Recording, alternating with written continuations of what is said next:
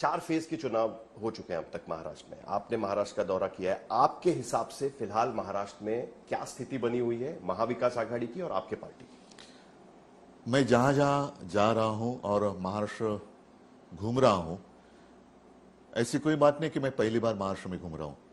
मैं बचपन से महाराष्ट्र देखते आया हूं, क्योंकि मैं महाराष्ट्र का हूं, मराठी हूं। मेरे पिताजी, मेरे दादाजी, मतलब मेरे दादा परदादा, सबका जन्म यहीं पे हुआ।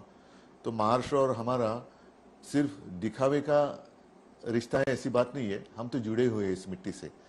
और मुझे तो प्यार का अनुभव मिल रहा है जनता की ओर से। साथ ही साथ उनके मन में 2-3 भावना है। एक तो वो हमें फंसाया गया, पिछले 10 साल फंसाया गया, और महाराष्ट्र कभी गद्दारी माफ नहीं करता, गद्दारों को माफ नहीं करता। जो शिवसेना हिंदू हृदय सम्राट बाला साहब ठाकरे जी ने जिसका निर्माण किया, उसी को तोड़ने की कोशिश जो की गई है, चुराने की कोशिश की गई है, महाराष्ट्र उसको बर्दाश्त नहीं कर रहा है। और लोगों के मन में एक गुस्सा है, आक्रोश है 2-3 चीजों का। जैसे मैंने कहा कि हमें फंसाया गया, शिवसेना के साथ, मतलब महाराष्ट्र के साथ गद्दारी की, ये भावना मुझे दिखाई दे रही है। लेकिन फिर भी कहीं ना कहीं ये कहा जाता है कि सिर्फ सिंपैथी से काम नहीं चलेगा। नहीं ना, सिंपैथी नहीं है, अनुभव। हमारे पास योजनाएं हैं, प्रधानमंत्री की डायरेक्ट ट्रांसफर की योजनाएं हैं हमारे पास, और डायरेक्ट ट्रांसफर हुए ना, लाभार्थी की योजनाएं हमारे पास, उसके आधार पे हम वोट मांगते हैं। या दोनों चीजें हैं। डायरेक्ट ट्रांसफर की योजना है, मतलब ईडी का नोटिस जाती है तो आदमी डायरेक्ट ट्रांसफर होता है बीजेपी के खाते में, और बीजेपी लाभार्थी होती है। तो ये डायरेक्ट ट्रांसफर और लाभार्थी की योजना है उनकी। इसके अलावा क्या है? नहीं, लेकिन इसके अलावा भी तो मुद्दे हो सकते हैं कई नहीं, मुद्दे तो है, लेकिन जो बात है आपने कही ना कि शायद इस 2 योजना जो महाराष्ट्र में चल रही है पूरे देश में, आप अगर बीजेपी की कैंडिडेट लिस्ट पर नजर डाले पूरे महाराष्ट्र या पूरे देश के, मेरी जानकारी के अनुसार कम से कम 125 के आसपास लोग कांग्रेस से आए हुए हैं।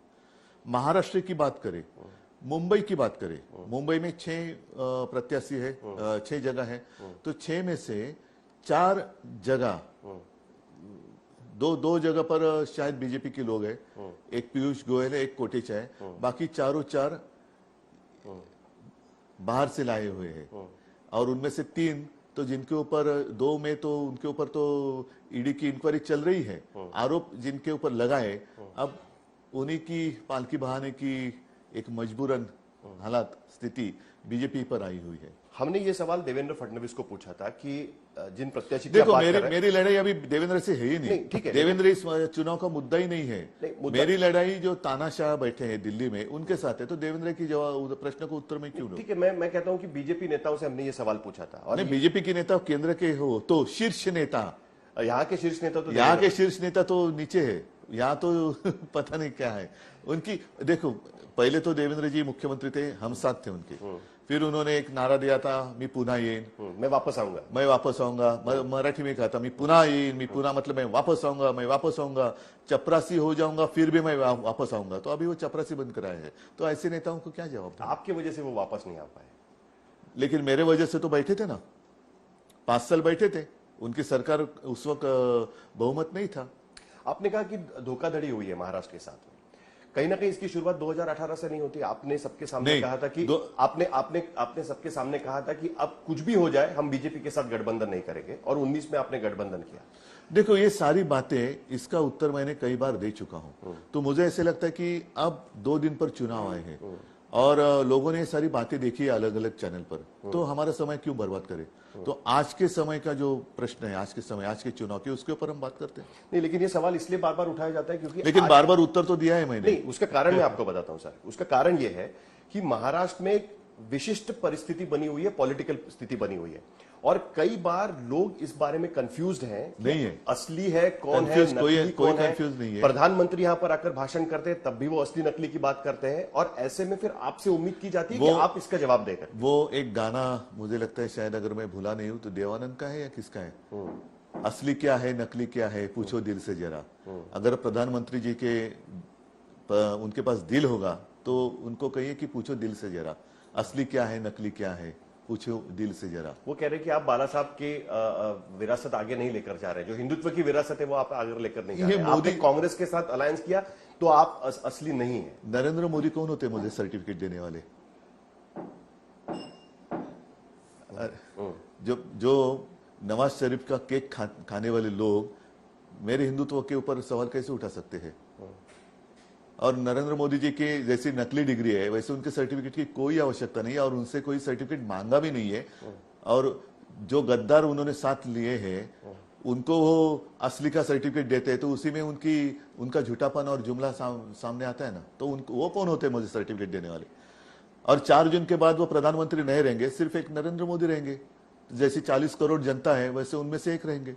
लेकिन ये कॉन्फिडेंस आपको कहां से आ रहा है? बीजेपी ये कह रही है कि देखिए ये बात ठीक है कि भाई जो 14 और 19 में प्रधानमंत्री नरेंद्र मोदी की लहर थी उस तरीके की लहर नहीं भी होगी, तब भी इंडिया अलायंस के सामने कोई विकल्प देने की कोशिश नहीं है। वो अभी भी नहीं, एक मिनट, विकल्प की अगर बात करें तो अब तो चुनाव हारने जा रहे हैं पहली बार।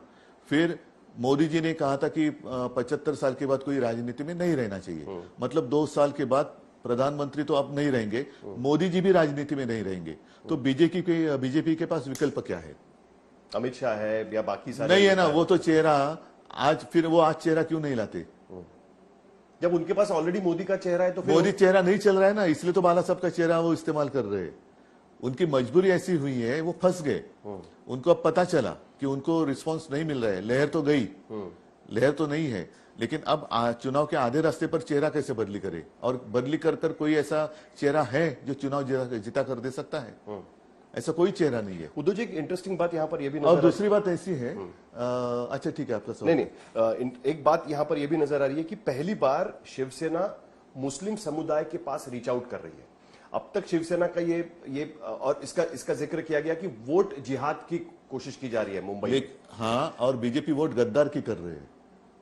वोट गद्दार, वोट का भ्रष्टाचारी, वो तो ज्यादा खतरनाक है। गद्दारी किसी के जो अपने माता समान शिवसेना के साथ गद्दारी कर सकता है, वो किसी के साथ भी गद्दारी कर सकते हैं। तो वोट गद्दार चल रहा है उनका अभी।